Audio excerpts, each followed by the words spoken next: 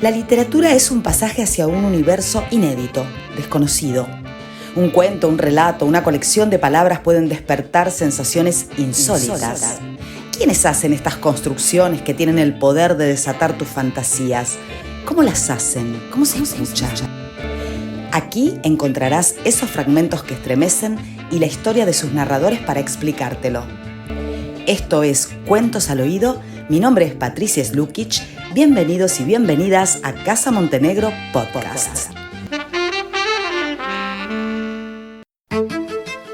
Montañas de Catskill, 15 de julio de 2001, 2 meses después del 11S. La muerte estaba en el aire, pudo olerla cuando pasó por debajo de la cinta policial y entró en el jardín delantero de la finca palaciega. Las montañas de Catskill se elevaban por encima del perfil del tejado en la luz matutina que se alargaba en las sombras de los árboles.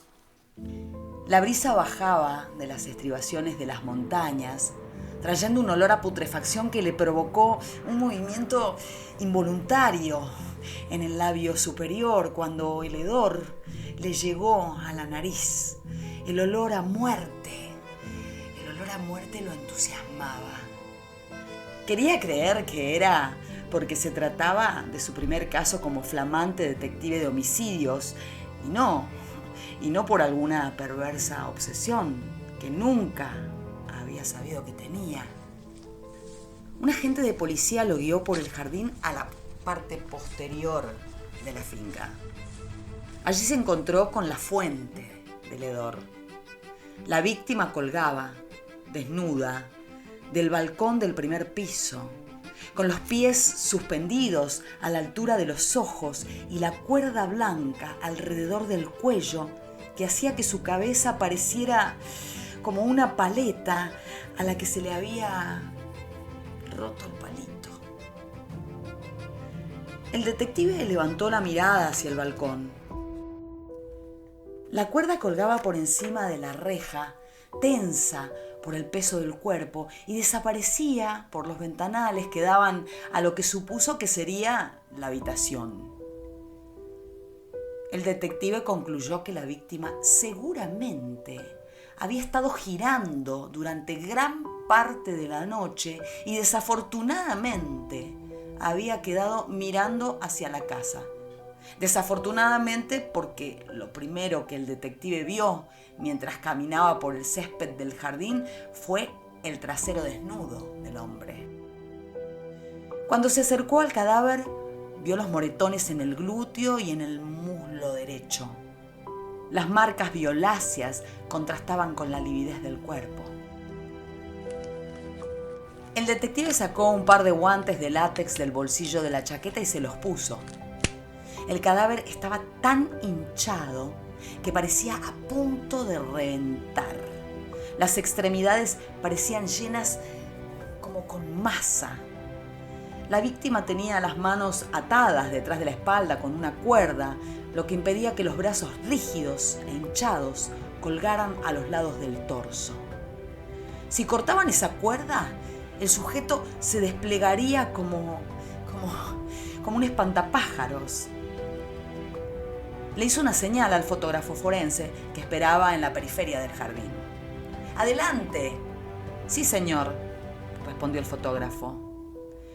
La unidad de criminalística ya había recorrido la propiedad, tomando fotografías, grabando videos para registrar la escena tal y como la habían encontrado.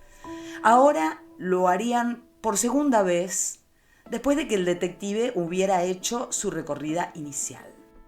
El fotógrafo levantó la cámara y miró por el visor. Entonces, ¿cuál es la primera conclusión?, preguntó el fotógrafo disparando el obturador repetidas veces. ¿Alguien ató al tipo y lo tiró por el balcón? El detective levantó la mirada hacia el primer piso. Miró. Es posible. Sí, es posible.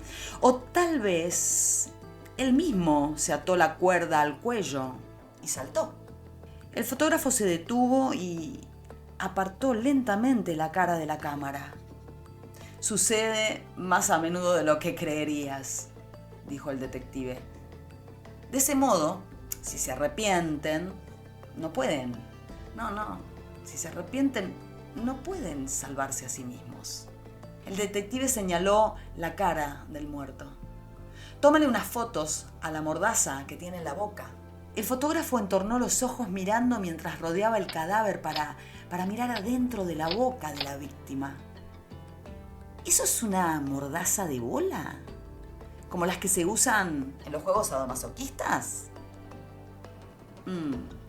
Sin duda iría de la mano de las marcas del látigo en el trasero.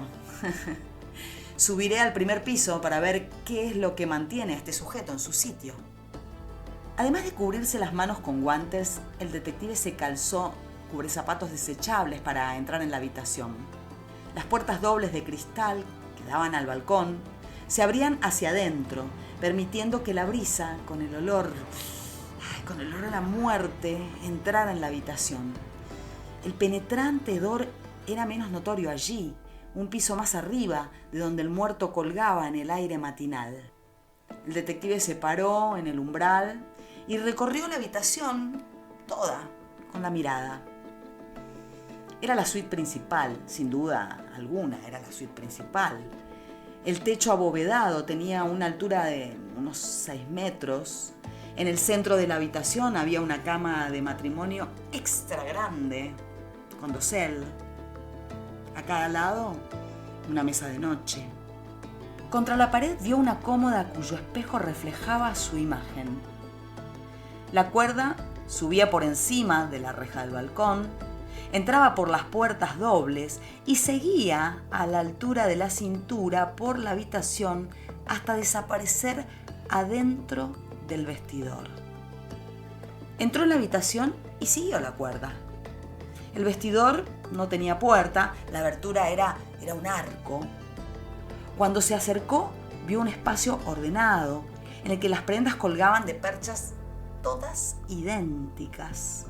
En la pared del fondo se veían zapatos dispuestos en pequeños compartimentos de madera de pino. Entre estos se elevaba una caja fuerte negra de alrededor de 1,50 m de alto, más o menos, que parecía pesar algo así como 1 tonelada. En el extremo de la cuerda estaba atado un nudo complicado a una de las patas de la caja fuerte. El detective sabía que el otro extremo estaba anudado alrededor del cuello del hombre y que ya fuera porque le hubieran empujado o se hubiera tirado solo, la caja fuerte había hecho su trabajo. Las 4 patas estaban hundidas en la alfombra sin marcas adyacentes que sugirieran que el peso del cuerpo las hubiera movido ni 1 centímetro. En el suelo, junto a la caja fuerte, había un cuchillo de cocina de gran tamaño. El sol de la mañana entraba por las puertas dobles del balcón e iluminaba el vestidor, dibujando la sombra del detective en el suelo y en la pared posterior.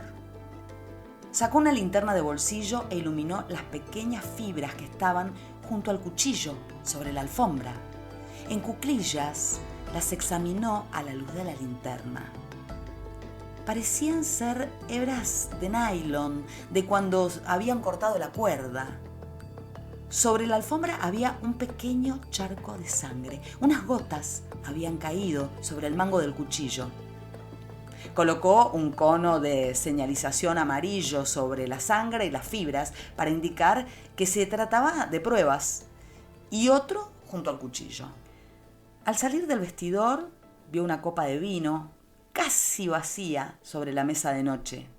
Colocó otro cono de señalización junto a ella, porque en el borde estaba manchado con lápiz labial. Pasó por encima de la cuerda tensa, junto a la cómoda con espejo, y entró en el baño. Miró a su alrededor lentamente, pero no vio nada fuera de lugar. Muy pronto el equipo de criminalística revisaría el sitio con luminol y luces negras. De momento, al detective le interesaba tener una primera impresión del lugar. La tapa del excusado estaba levantada, pero el asiento estaba bajado y seco. El agua que había adentro se veía amarilla y sintió el penetrante olor de orina cuando su olfato se alineó con su vista. Alguien había utilizado el excusado y había olvidado jalar de la cadena. ¡Qué error! Un solitario trozo de papel higiénico flotaba en el interior. Colocó otro pequeño cono de señalización junto al excusado, por supuesto. Salió nuevamente a la habitación y volvió a pasear la mirada por el lugar. Siguió la cuerda hasta el balcón y observó el cadáver que colgaba del extremo. En la distancia, la niebla de la mañana cubría las montañas de Catskill como una capa. Era la casa de un hombre muy rico. Y al detective lo habían seleccionado especialmente para que descubriera qué le había sucedido a ese hombre. En pocos minutos había identificado manchas de sangre, huellas sobre una copa de vino y una muestra de orina que probablemente pertenecía al asesino. En aquel momento no tenía ni idea de que todo eso llevaría a identificar a una mujer llamada Victoria Ford. Tampoco podría haber predicho que 2 meses después, justo cuando tenía todas las pruebas organizadas y estaba muy cerca de obtener esa condena, 2 aviones de línea, el vuelo 11 de American Airlines y el vuelo 175 de United Airlines se estrellarían contra las torres gemelas del World Trade Center. En una soleada mañana de cielos azules, morirían 3.000 hombres y mujeres, y el caso del detective se desvanecería en el aire. Engaño Perfecto es el libro de Charlie Donnelly que te recomiendo esta semana en Cuentos al Oído y del que te acabo de narrar el inicio, ¿no? La trama del libro conecta al atentado de las Torres Gemelas del 11 de septiembre con un asesinato. La víctima en las Torres Gemelas es Victoria Ford, que había sido acusada de asesinar a su amante casado y al que el detective Avery encuentra colgando del balcón. El detective quiere volver a Nueva York y este caso, resolverlo, sería su salvoconducto, su posibilidad de hacerlo. Lo que no sabe es que otros también tienen intereses en este hecho y que por cuestiones muy distintas los intereses son de ocultarlo. Como en todo policial, este libro de Donnelly ofrece suculentas oscuridades para vos, para todos sus lectores. Sadomasoquismo, el clásico asesinato, la vida del detective protagonista que es solitario, perdedor, melancólico, motivos oscuros, plagios. Todos estos ingredientes hacen que una vez más este autor, que se ha convertido en uno de los más prolíficos y más exitosos de la escena del thriller literario internacional, vuelva a atraparte con engaños perfectos que han sido urdidos durante más de 20 años. Mira, te digo, esta novela es ideal para cuando estás en la pileta o en el pastito tirándote a la sombra, porque es para esos ratos de ocios en los que la literatura se convierte en pura adrenalina de un universo que te va a resultar atrapante. Así que yo te recomiendo Engaño Perfecto de Charlie Donnelly, editorial Motus, para que pases el verano muy atrapado en mundos oscuros.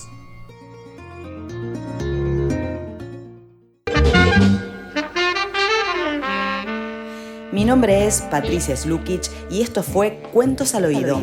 Te invito a escuchar más episodios en Spotify y en iVoox, las plataformas de Caso Montenegro Podcast.